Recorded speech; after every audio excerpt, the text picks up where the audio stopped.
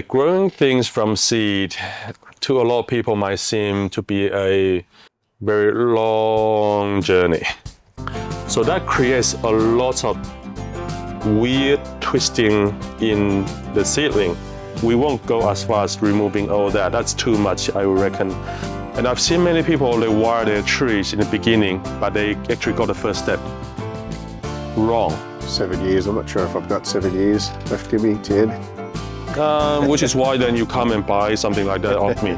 We make that transition from things that we are growing in a training pot like this to a bonsai pot. When you have too many trees, you can't even look at your tree on the turntable once every 3-4 months, you have too many trees. Okay, growing things from seed to a lot of people might seem to be a very long journey.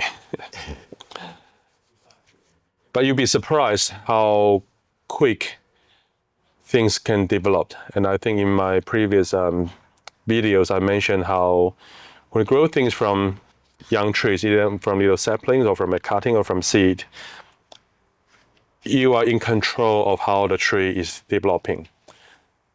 And obviously, we need to learn the knowledge and the process how to develop them. Otherwise, we will still be trying to fix certain aspects in a tree. Big scar, bad roots, bad branching, missing something, or no taper. So, but when we grow things from seed and that grows into 1-year-old sapling, we can really do anything and everything to it. So often what happens, obviously, growing from seed, you need to obviously let the seed germinate in the springtime and give it 2-3 months to grow until it's big enough you can get it out and into a little pot like this and let it run. We often don't do anything to it in the beginning.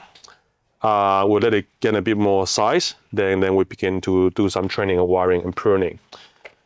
I have tried a technique which the Japanese have used, which is while the seedlings are popping up on the seedling tray, I'll put another tray on top, just to sit on all the little seedlings. And then the little seedling coming through, hitting the tray, it needs to turn to grow up again. Yeah, right. And once it turns up again, I'll put another tray on top.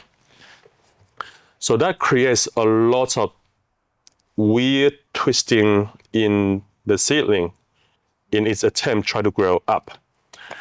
And that way, by the time after a year, the tree has a lot of little twists. And those little seedlings are perfect for a little show-hing size tree. Some of those twists might be too tight as the tree is getting bigger. It might be too tight as it's thickening up. It might just grow into one another. Might not be as nice to look at. But as little seedlings, there's another technique you use just to sit something on top. Usually just another tray to press down on it. Give it 2-3 weeks and see how the seedling grows, and then you put another tray on top.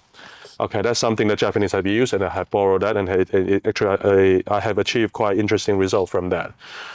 Now, if you don't do that, it will be. And this is a 1-year-old sapling, actually 2 years. First thing is to get it out, trim a lot of the tap roots off, provided the tree has some finer roots on top. Because often with the seedlings, you have a tree like that, with a little leaf on top.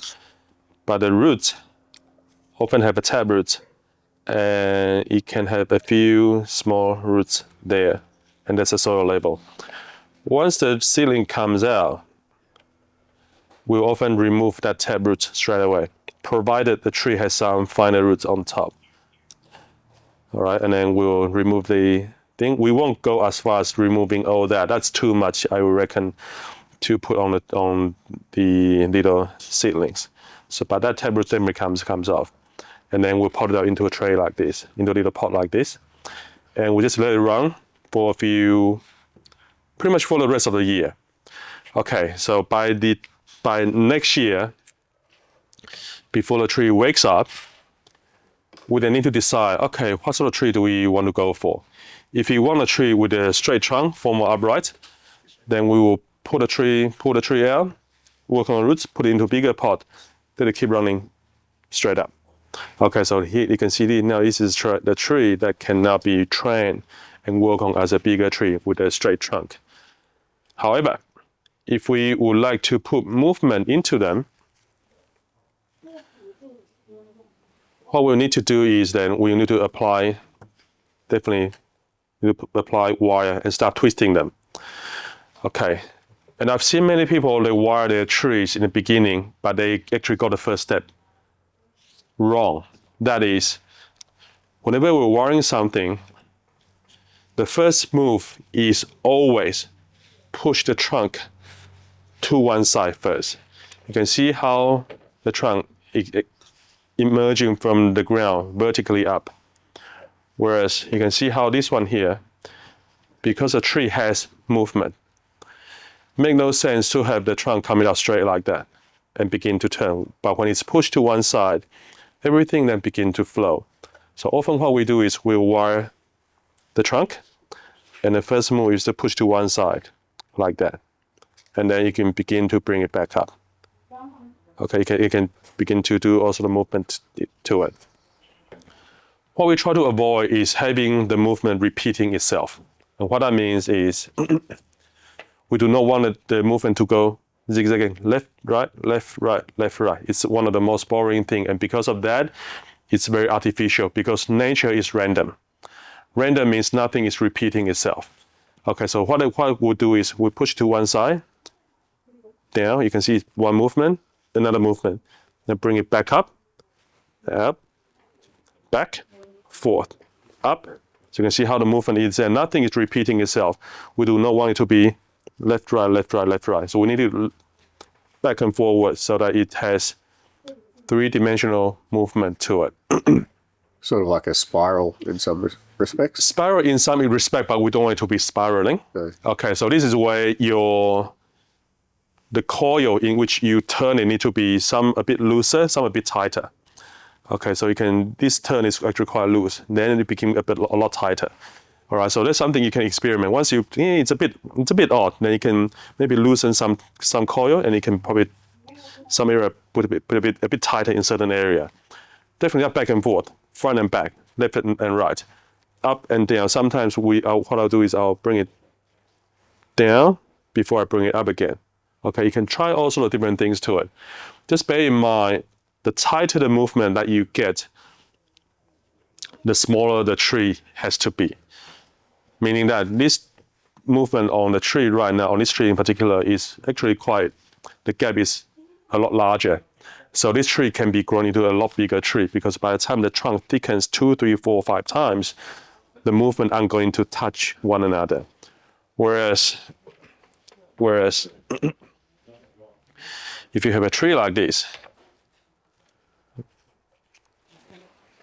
you can see how crazy and tight the movement is on this tree. Mm-hmm. I am not intending for this trunk to get any thicker. So this tree, in the end, all these branches might eventually come off, and I'll just have all those little crazy twists and just have the foliage just right here at the tip, and I'll maintain this tree for the rest of its life. If you imagine this tree, if the trunk is allowed to grow, they will begin to tie up almost in a knot on itself, and then that wouldn't be so nice. Okay, so if you wire very tight little twist into it, be a bit careful in what do you want to achieve.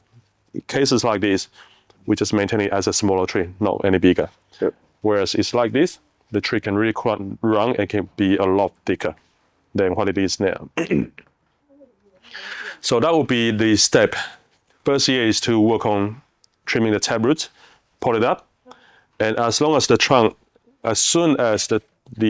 itself has some length, then you can start wiring. Yep. Okay, and then first move always to the side, and you bring it back and can do all the rest from there. Now the next step will be, once you wire the trunk, I have found there has been no exceptions. Every time you wire a trunk, it weakens that part of the tree. So you can see how this one has a branch popped up from the base because the trunk has been weakened because of all the bending that we did to it. And this branch has popped up. You might look at that and say, whoa, that's nice. That's a bottom sacrifice branch. That's exactly what we want. But we have to be very careful in this regard because if we leave this rung unchecked, as much as it thickens the base, it also weakens the tree itself that we wired. And often you'll find that if you leave it unchecked, this will grow so strong to a point that the wire trunk would die Okay. if we don't look after this. I'll show you another example here too. Here is a Chinese quince. You can see again, we wired the trunk, nice little twist movement in there. But you can see there's a bottom branch that has shot up and taken off. That's the tree's response to, okay, if we have weakened the trunk and a little shot that going straight up gains momentum, gains the hormone is strong here, the oxen is strong here, it just takes off. We have to be very careful and mindful of how this would affect the growth of the tree itself. Obviously, we would like a bottom branch to help us thicken the base, but we cannot just leave it there untouched and unmonitored to kill the tree. And I have many trees actually after a year or two, it weakened so much and this has grown so much. In the end, we had to chop it out because it died. And we're back to square one. Okay, this is just the tree without movement at all. Yeah. Okay, there's something to be mindful of. And it's something we have found out the hard way. No, the trees have just died. And why do you think it weakens them? Because of the all twists I put in the first place. Okay. Okay, this on its own, full of vigor. But once you start twisting and we are actually damaging the tree, damaging the fiber in it. And all the twists would just bring the tree down, and then the apex, we pull it back. Just we weaken the tree just by bending it. Yeah. If you look at a branch that's going straight up compared to a branch that we wire down, that branch that's going straight up, because that is, for example, we wire this down and don't wire that down, that one will take off. This one would take a long time to gain strength. So whenever we wire something down or whenever we put movement into a trunk or a branch, it weakens it straight away. Okay. So we need to be very mindful of what it does to the tree and what can we do to monitor its progress over the next few months or few years. Yep. But this is just something that we have found that we thought that this is a good idea, but in fact, in the end, if leave unchecked, it weakens the whole tree. Yep. Yeah, and that had happened to a lot of our trees here. So that's something to be a bit careful of. So in this case, the tree has grown. We wired it from this young tree to this. So this is 1 year growth from this to this. And now it's spring, it's winter time now. So here we need to do some pruning. But you can see with the help of that, you can see the base is substantially thicker. Okay, you can see how the base is substantially thicker than the trunk, which is what we want. So we are creating taper and it comes up. As much as that creates the transition of taper into the trunk, we still need to monitor the top. Otherwise, this section will remain the sort of same thickness. We don't want that. So we need to go back and cut it back. So you can see the movement left and right up to about here. Some of these stronger shoots need to be removed, to be replaced. So the principle is always we remove, but we replace with something smaller. Okay, so to me, the trunk moves to my right side. I would like the apex of the tree to be off-centered too. A lot of times I see people, and I've made that mistake myself, that we do a lot of movement in the trunk, but in the end, our apex sits right on top of the base of the trunk. So almost in a way, we have all the crazy twist, but the apex, by the fact that the apex sits on top, it sort of cancels out all that visual movement that we've created because the tree is still vertical in a sense. Apex, base, still in a straight line. Yeah. So whenever I wire something, if it's moving to the right, the apex had to be off-centered, to one side, never on top of the base of the tree. So I would like the apex to be here, and I think that will be one of those. This is getting too strong now, so I'll cut this back. You're probably looking at the front because this sacrifice branch, I would like to position it at the back. All right, so this now will be my new apex. But I still cut it back. Still need to prune it back. We need to weaken the top so that these guys can pop out. You can see how these guys, they are there, but they are rather weak compared to the top. So the next step, once we wire the trunk, let it grow, we now need to come and reassess. Okay, what are we growing? Strong area, we need to reduce their vigor. The weaker area, we need to allow them to grow. By reducing the top, these guys have a brief opportunity in springtime comes, these guys can then come out. Okay, then we need to continue to monitor the top and monitor the growth of the sacrifice branch so that it doesn't weaken the other part of the tree. So this is all the progression that we need to be mindful of when growing a tree. It's never just we water it, forget about it. I hear the expression a lot, and I do not believe that to be the best way. It's one of the ways. I do not believe that to be the best way. Because when we water something and just forget about it for 2, 3, 4, 5 years, when we come back to it, the tree has gained thickness and the movement is there, but again, we have no taper because it's just allowed to run and we have no branches to play with. We might be able to get away with that with something like backbuds, Chinese elm, trident maple, as we mentioned before. But again, if we can monitor this, we can avoid big scars. Because often you let it grow, you chop, big scars. But if you can start to monitor the tree in the beginning, every year, every time on a deciduous tree like this is a European hornbeam. Once all the leaves all fall off, you can just reassess the tree and do some watering to help with whatever you needed to do some pruning, and the tree is okay to grow again. In springtime, then we'll just check on the tree. Okay, where it's growing stronger, then we'll just cut all those off. So I can assure you, from that to that, this is 2 years old. In 5 years' time, in 5 to 10 years' time, if all done well, this will be a fantastic little tree in no time. Yeah. This will be okay to put in a tree like this. This actually is only 7 years old from seed. Okay, so you can see, but you can really get something quite nice in that time. But we got to set it up properly and start to begin to monitor this progress. 7 years. I'm not sure if I've got 7 years left in me, 10. Which is why then you come and buy something like that off me. So we have them made for you. But if you want to give it a go, starting from scratch, that's how we do them. Okay, but it's only how we do them. I'm not saying that it's the only way. Yeah. It's what we have found that's useful for us, and some of the mistakes that we have learned over the years. That's how we come.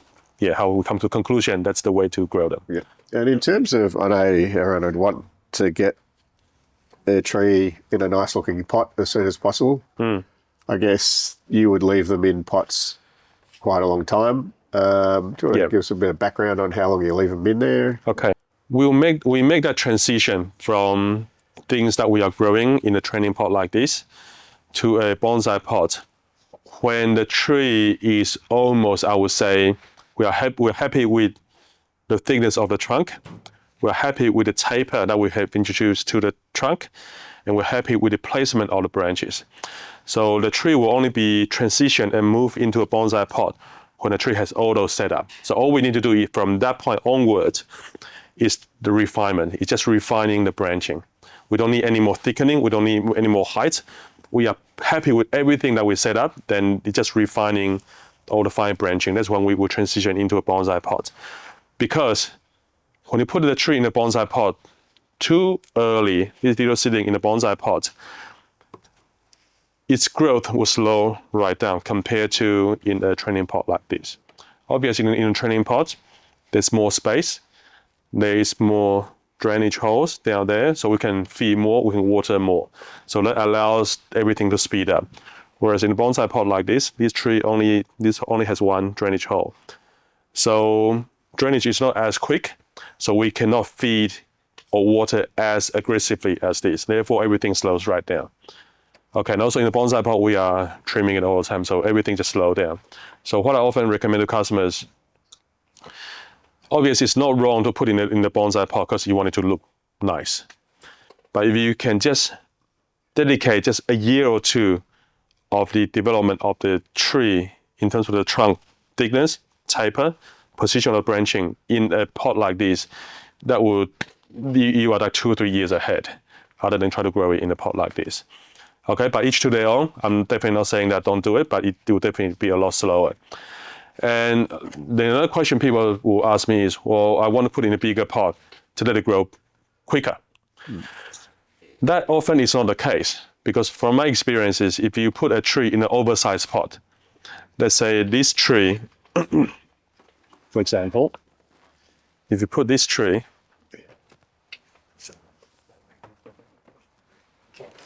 in a pot that big, you stick it in there and think, great, it's gonna grow so quick. I don't need to worry about it for 2, 3, 4, 5 years, however long it is. You'll find that this tree won't grow as quick because there's only so little roots that the tree has right now. You put it in that, and if you are not careful with how you water, there's just so much potting mix in there that just soak up, that just retains too much moisture in it. So this is always wet. In other words, there's just no roots to draw the moisture away. Yeah. And I found that by doing that, the tree actually don't grow quicker than a tree in a smaller pot like this. Okay, so if we want to repot over, say this is a 3-inch pot, we go into either 4 or 5-inch, just one size bigger. Once it's got in that, and it's grown big enough, from a 5-inch into a 7-inch pot. And next year, the year after, into an 8-inch pot like this. Yep. What we do is in that transition, so that we are not pumping unnecessary growth. Often what we do is we put in a big pot like that, we will tend to like to forget about it. That is not growing a bonsai. That almost shows a lack of care, a lack of engagement with a tree. And put it away, forget about it. That's the statement that I do not believe. Okay, that to grow a good bonsai, it needs to be looked at, needs to be engaged. And in fact, if you can, let's say every 2-3 months, have your tree on the turntable, look at it, I think that'll be a great ratio. You have too many trees, you can't even look at your tree on the turntable once every 3-4 months, you have too many trees. We have too many trees. That's why we have a team of people, volunteers, who are looking after our trees here. All right, so do not pot your trees into an oversized pot too quick, too early. Otherwise, you won't be achieving the result that you are looking for. Obviously, it differs from, let's say, a deciduous tree to let's say, a pine or a juniper. But the general principle is that we still work on the roots first, shape the trunk, and then we will then try to allocate sacrifice branch on the tree. So while that sacrifice branch is growing, we can work on the tree. All right, I do not use the top to run because that doesn't give us taper. That gives us the same sort of thickness. Taper is the most important aspect of bonsai because taper is what tells our brain this tree is old. Anything you can see straight away, that's young, that's old. Isn't just looking at that's a young shoot. You don't even need me to tell you. That's a 1-year-old sapling, and that is a 2, 3, 4, 5-year-old tree because of the twist that we introduced to it, and also the thickness, and also the taper is thicker here, it's thinner on top. So all those are the signs that we learn from, those are the cues that we learn from Mother Nature. Oh, so that's what old tree look like. And we borrow that and we try to apply to it. So that's our principle in growing trees. Okay. Very good.